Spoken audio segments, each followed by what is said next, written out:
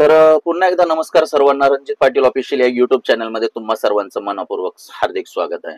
तर व्हिडिओ बनवण्याचा मुद्दा असा की बॉलिवूडचे दबंग खान अर्थातच सलमान खान यांना पुन्हा एकदा जीवे मारण्याची धमकी मिळालेली आहे.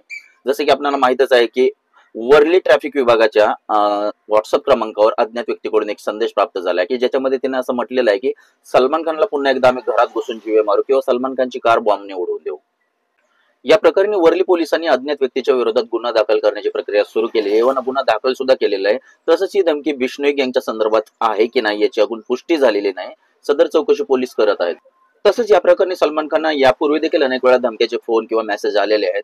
तसं बघायला गेलं तर सलमान खानना जवळजवळ 1998 साली जेव्हा त्याचा हम साथ है चित्रपटाचं चित्रीकरण सुरू होतं राजस्थानमध्ये, त्यावेळेस काळा हरण्याची शिकार केल्याबद्दल त्याच्यावरती बिश्नोई समाज, विशेषतः बिश्नोई समाज खूप नाराज झालेला आहे आणि त्यांनी जाहीर असं सांगितलेलं देखील होतं की सलमान खानने कुठेतरी सार्वजनिक मंदिरात जाऊन जाहीर माफी मागावी किंवा कमीत कमी 5 कोटी रुपये देणगी द्यावी.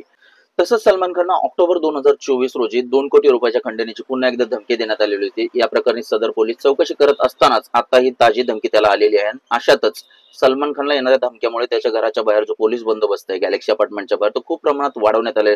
चारही कोपऱ्यावरती सीसीटीव्ही कॅमेरे लावण्यात आले जेणेकरून कोणतीही अनोळखी हालचाल असेल, मग ती व्यक्तीची असेल किंवा कोणत्याही गाडीची असेल, ती अचूकरित्या टिपण्यात यावी. तसेच त्याच्या बाल्कनी बाहेर जी गॅलरी आहे ती देखील बुलेटप्रूफ काचने जवळजवळ त्याला बुलेटप्रूफ काचने कव्हर करण्यात आलेलं आहे.